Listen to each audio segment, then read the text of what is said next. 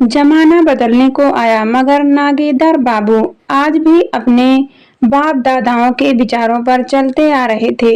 वही पहरावा, वही सात्विक खान पान और वही सोच। मजाल है कि कोई उनके फैसले को काट जाए।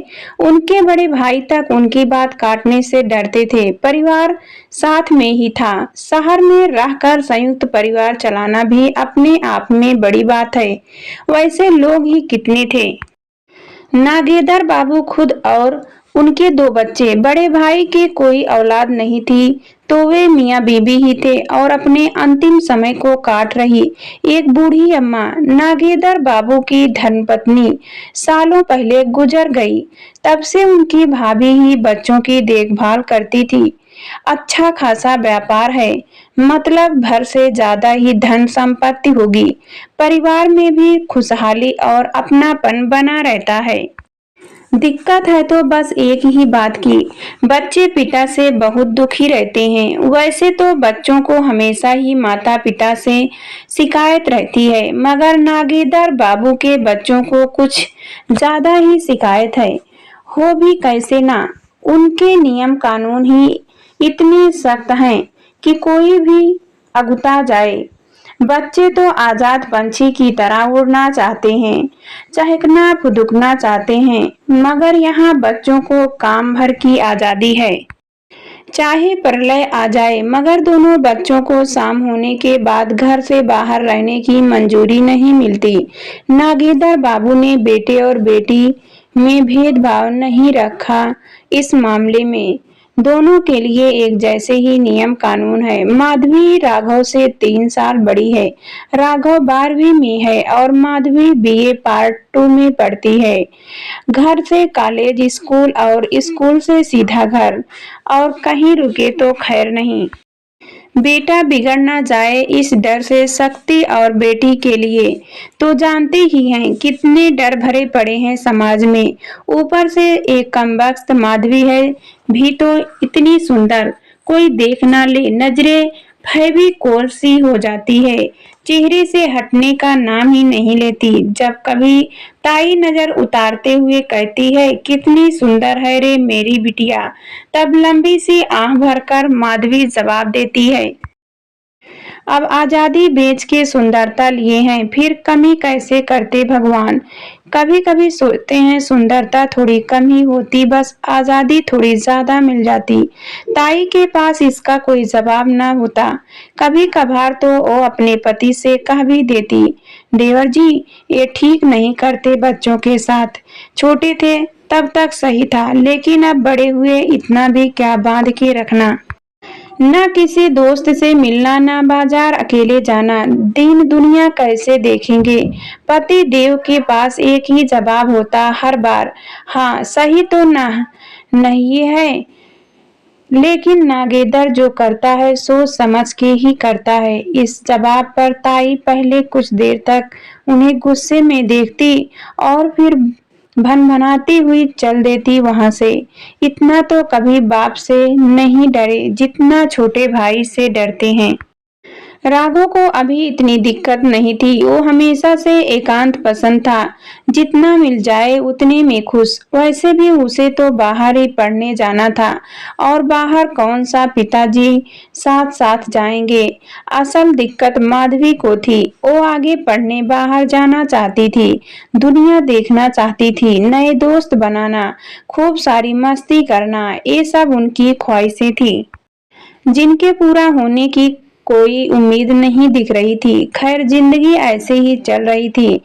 तुझे आना ही होगा, मैं कोई बहाना नहीं सुनना चाहती। वर्षों ने मुंह फुलाते हुए कहा, यार तू तो मेरे घर के नियम कानून जानती है ना, पिताजी से कहना ही बेकार है। माधवी ने उसे मनाते हुए कहा, ऐसे भी क्या नियम कानून यार, तेरी बेस्ट फ्रेंड का बर्थडे है और तू नहीं जाएगी। अच्छा है अगर पापा को भेज दूं तो ओले भी आएंगे और छोड़ भी आएंगे। तेरे पिताजी से बात कर लेंगे वो। ऐसा जुल्म मत करना बहन, वरना वो तेरे पापा को ऐसे समझाएंगे कि कल से तेरा बाहर निकलना भी मुश्किल हो जाएगा। अच्छा फिर रहने दे। मेरे को मेरी आजादी प्यारी है, लेकिन तुझे आना ही होगा, चाहे जो हो जाए। उर्सा माधवी की इकलौती दोस्त थी। उसके हर सुख दुख की साथी वही तो थी। इस बार उसके पापा उसके जन्मदिन पर अच्छी खासी पार्टी कर रहे थे और उसने जिद पकड़ ली थी कि माधवी भी आए। अब ये कैसे मुमकिन हो पाए भला। खैर देखते हैं क्या होता है। माधवी घर पहुंची तो पिताजी घर पर ही थे, हिसाब किताब में उलझे हुए थे। माधवी वैसे बहुत निडर थी, लेकिन पिताजी के सामने उसकी जुबान तुलतुलाने लगती थी। लेकिन आज उसने बोलने का फैसला कर लिया था। पिताजी, उसने डरते हुए कहा, वर्षों के यहाँ जाना है? पिताजी ने लैपटॉप पर नजर गड़ाए हुए ही पूछा और इधर माधवी चौंक गई। वो कुछ बोलती उससे पहले ही पिताजी बोले, उसके पापा मिले थे, उन्होंने ही कहा कि भेज दीजिएगा, राघव को साथ लेकर जाना और 9 बजे से पहले लौट आना। 9 बजे तक कौन पार्टी से लौटता है? इससे अच्छा तो जाओ ही ना। ऐसा और बच्चे सोचते, मगर माधवी के लिए पिताजी से मंजूरी मिलना ही बड़ी बात थी। उसने मान लिया। शाम को राघव के साथ माधवी वर्षा के यहाँ पहुंची। दोस्तों से लेकर शहर के अन्य बड़े लोग भी आए थे पार्टी में। काफी अच्छा खर्चा किया था वर्षा के पापा ने। एक अच्छे शहर में होने के बावजूद माधवी पहली बार ऐसे अकेले किसी पार्टी में आई थी। पिताजी के साथ वह कहीं जाना नहीं चाहती थी, क्योंकि जितना वक्त वो पार्टी में रहती, पिताजी दोनों बच्चों पर नजर बनाए रहते। आज की पार्टी में उसने खूब एंजॉय किया। इधर राघव को कोई खास फर्क नहीं पड़ रहा था। वो यहाँ भी एक कोने में बैठा अपने मोबाइल में व्यस्त था। 9 बजते ही उसने एक दो बार माधवी को टोका तो सही, मगर उसने बिल्कुल ध्यान नहीं दिया। राघव हार कर फिर से अपनी जगह आ गया। माधवी को होश तब आई जब राघव ने बताया कि पिताजी 4 बार फोन कर चुके हैं। 11 बजने वाले थे। हालांकि पार्टी का रंग तो अभी जमना शुरू ही हुआ था, लेकिन पार्टी और माधवी के बीच पिताजी आ चुके थे, इसलिए उसे न चाहते हुए भी जाना पड़ा। नागेंद्र बाबू कभी भी अपने बच्चों को डांटते नहीं थे। उनकी खिसियाई हुई नजरें ही बहुत थी। वो ऐसे शांत हो जाते थे जैसे बड़े तूफान से पहले प्रकृति शांत हो जाती है। आज भी ऐसा ही हुआ। वो बच्चों के आने से पहले ही भैया भाभी के सामने बोल चुके थे और अब भाभी माधवी तक उनकी बात पहुंचाने वाली थी। माधवी इसके लिए पहले ही तैयार थी। हमेशा की तरह वही बातें कि माहौल बहुत खराब है, जितनी आजादी दो उतना फायदा उठाते हैं, एक कोई टाइम है घर से बाहर रहने का। माधवी हमेशा की तरह सारी बातें सुनती रही, लेकिन उसे कुछ फर्क नहीं पड़ा। आज तो वह अपनी अलग ही दुनिया में थी। उसने आज आजादी का नशा चख लिया था। उस दिन के बाद तो माधवी बिना डरे पिताजी से बाहर जाने के बारे में पूछने लगी। कई बार वो मना कर देते तो कई बार ताई जी से सिफारिश डलवा कर बाहर जाने की अनुमति मिल जाती। नागेंद्र बाबू भी अब ज्यादा टोकना सही नहीं समझते थे। हाँ, उनकी चिंता जरूर बढ़ गई थी। समय ऐसे ही बीतता और बदलता रहा। एक शाम, ताई जी प्लीज आज भर पापा से परमिशन दिलवा दो। सारे दोस्तों ने पार्टी रखी है, मैं जल्दी आ जाऊंगी। आज के बाद फिर नहीं कहूंगी। मैं रोज रोज नहीं झेल सकती उनका गुस्सा। तू तो चली जाती है मस्ती करने और इधर मुझे सुनना पड़ता है। सब्जी में कड़छी चलाते हुए ताई जी ने साफ मना कर दिया। बस ना, आखिरी बार ताई जी प्लीज। माधवी काफी देर तक उन्हें मनाती रही, तब जाकर वह मानी। काफी जोर लगाने के बाद पिताजी ने भी कह दिया, जो मन हो सो करो। माधवी के लिए इतना ही बहुत था। उसे तो किसी तरह कुछ देर के लिए अपने मन से खुलकर जीना होता है। पहले वो पार्टियों से दूर भागती थी, लेकिन अब वही सब दोस्तों को उकसाया करती थी पार्टी के लिए। आज की पार्टी कुछ अलग थी। आज कुछ एक बाहर के लड़के भी आ रहे थे। प्रवीण की बर्थडे पार्टी में उसने अपने बाहर के दोस्तों को बुलाया था। कुछ महीनों से प्रवीण और माधवी की अच्छी पट रही थी। इसी नाते उसने माधवी को पार्टी में आने पर जोर दिया था। वर्षा भी जाने वाली थी, इसलिए माधवी तैयार हो गई। बहुत अच्छा अरेंजमेंट है यार, माधवी ने वहां पहुंचकर कहा। हाँ यार, सुपर्ब है। ओ देख, यहाँ तो डिस्क भी है। हाँ तो पार्टी में डिस्क नहीं होगी क्या? अबे पागल, शराब? क्या शराब? प्रवीण के मम्मी पापा कुछ नहीं कहेंगे क्या? अब मैं ना उनकी मम्मी हूँ ना पापा, मुझे कैसे पता वो कुछ कहेंगे या नहीं। वैसे बड़े लोग दिख ही कहाँ रहे हैं, बड़े लोगों को बुलाया ही नहीं तो दिखेंगे कैसे। ये परबीर की आवाज थी। डीजे की आवाज में उसने अपनी आवाज को थोड़ा ऊंचा करते हुए कहा, हैप्पी बर्थडे परबीर। माधवी ने पहले परबीर को विश किया, फिर वर्षा ने थैंक यू। आज खुल के एंजॉय करो, कोई रोक टोक नहीं है। परवीर ने डिस्क की तरफ इशारा करते हुए कहा। हाँ हम लोग कर रहे हैं एंजॉय। अरे ऐसे थोड़े ना होता है एंजॉय, इधर आओ, एक एक शॉट लगाओ फिर होगा एंजॉय। जिस तरह से परवीर ने उसका हाथ पकड़ा, उससे वो समझ गई कि परवीर ने ड्रिंक की है और वो होश में नहीं है। मैं ड्रिंक नहीं करती परवीर, इसके बिना भी हम एंजॉय कर सकते हैं। ओह मैं तो भूल गया था, तुम तो संस्कारी लड़की हो ना, तुम्हें क्या पता कि ये सब मौज मस्ती कैसे होती है। हमेशा कैद में रही हो, तुम्हारे लिए तो ये सब गलत होगा ना। पापा की परी जो हो, नई उम्र का जोश बहुत बुरा होता है। इस उम्र में अच्छा हो या बुरा जो भी होता है असामान्य ही होता है। माधवी भी तैश में आ गई और बिना कुछ सोचे समझे वहां पड़ी विस्की का पैग एक सांस में ही खींच गई। उर्सा उसे रोकती रही मगर वो नहीं मानी। परवीर हंसता हुआ वहां से चला गया। उधर माधवी एक के बाद एक चार पांच पैग खींच गई थी। उसे लग रहा था जैसे वो हवा में उड़ रही हो। उर्सा ये सब देखकर एकदम डर गई थी। उसे सबसे ज्यादा डर इस बात का था कि जब ये इस हालात में घर पहुंचेगी तब क्या होगा। 11 बज चुके थे। पार्टी में दो चार को छोड़कर लगभग हर कोई टुन्न था। माधवी के फोन पर अनगिनत मिस्ड कॉल चढ़ चुकी थी, मगर उसे कोई होश नहीं थी। अब तो वर्षा के फोन पर भी माधवी के घर से फोन आने लगे थे। वर्षा डर के मारे कॉल नहीं उठा रही थी। माधवी बेसुध तो नहीं थी, मगर उसे अच्छे से चढ़ जरूर गई थी। उठ, अब घर चलना है। माधवी थोड़ी देर रुकना, कितना अच्छा लग रहा है। नहीं पागल, तेरे घर से कितने फोन आ रहे हैं।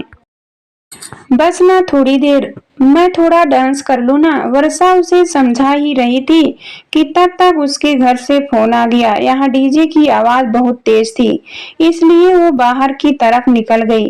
फोन कटने के बाद वो बाथरूम खोजने लगी। ये सब में उसे 15-20 मिनट लग गए। जब वो लौटी तो दिखा कि माधवी वहां है ही नहीं। उसने इधर उधर खोजा मगर माधवी का कोई अता पता नहीं था। डांस फ्लोर पर भी वो नहीं थी। वर्षा हैरान परेशान उसे खोजने लगी। उसने सबसे पूछा मगर किसी को उसे नहीं मालूम था कि माधवी कहाँ है। वर्षा ने परवीर से माधवी के बारे में बताया, वो भी उसे ढूंढने लगा। डीजे बंद करवा दिया गया। डीजे बंद होते ही कॉल के पीछे वाली साइड से जोर जोर से चिल्लाने की आवाजें सुनाई देने लगी, ऐसे जैसे कोई जोर से रो रो कर बोल रहा हो। सभी लोग उसी तरफ भागे जिधर से आवाज आ रही थी। सामने का नजारा देखकर सबके होश उड़ गए। वर्षा ने भागते हुए माधवी को संभाला। उसके खून से सने हाथ में एक शराब की टूटी बोतल थी। सामने दो लड़के अधमरी हालात में पड़े थे। एक के सर में खून बह रहा था तो दूसरे के पेट से। माधवी लड़खड़ाते कदमों के साथ चाल कदमी कर रही थी और रो रही थी, लेकिन उसके बावजूद बोले जा रही थी।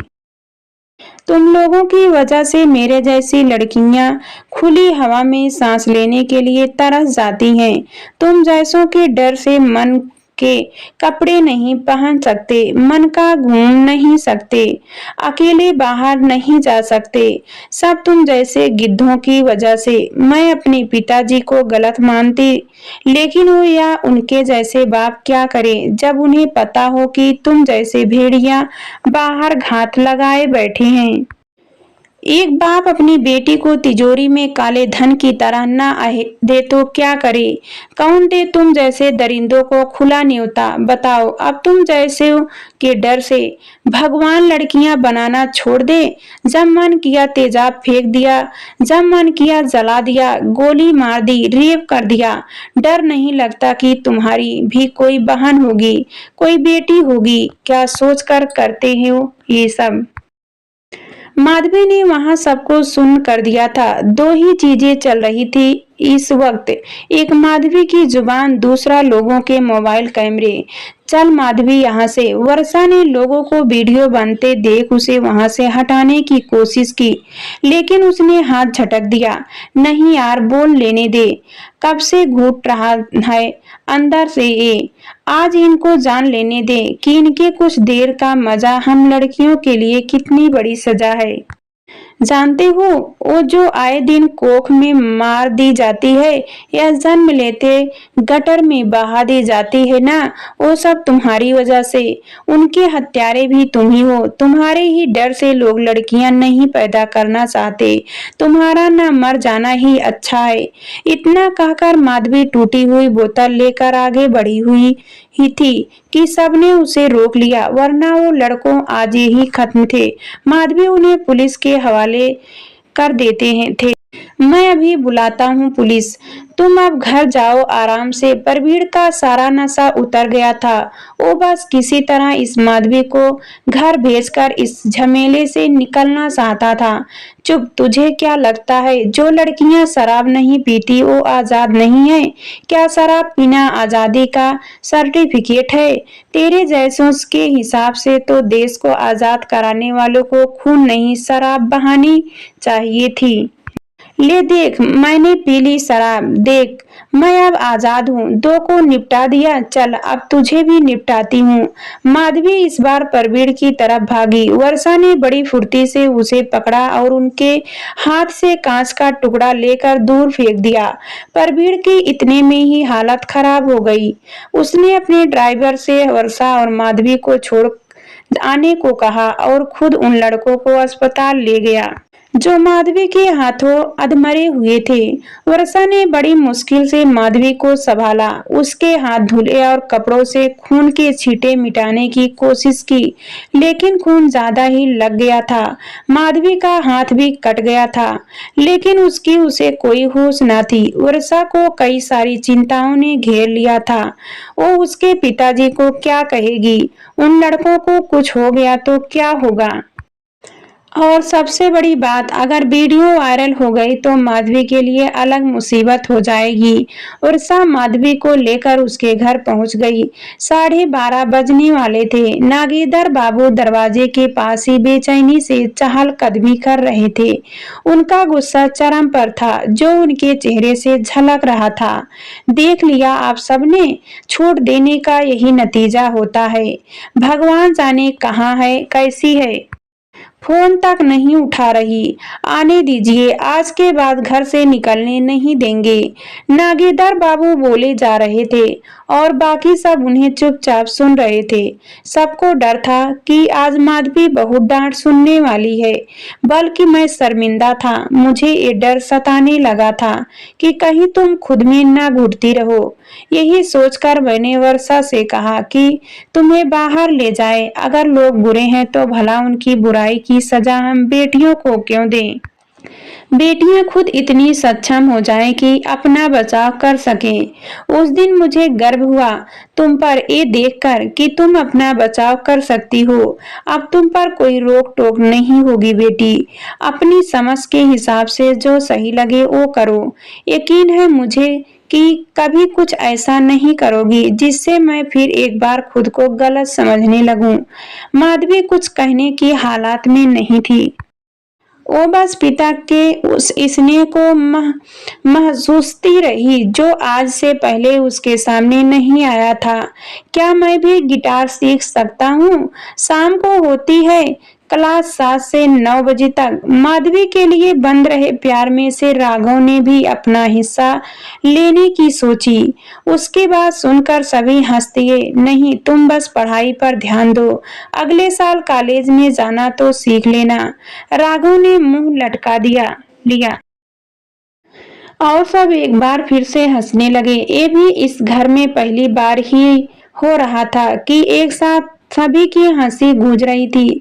परिंदों को जब तक पिंजरे में कैद रखा जाए तब तक उनकी निगाह आसमान पर टिकी रहती है, लेकिन जब एक बार उन्हें आजाद कर दे और वो आसमान की सैर कर ले तो दोबारा लौटकर उन्हें छत की मुड़ेर पर ही आना होता है।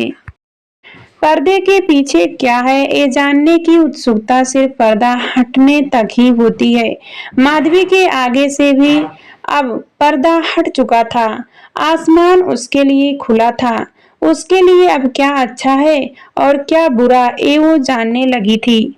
दोस्तों, वीडियो अगर पसंद आई हो तो वीडियो को लाइक, शेयर एंड सब्सक्राइब जरूर कीजिएगा।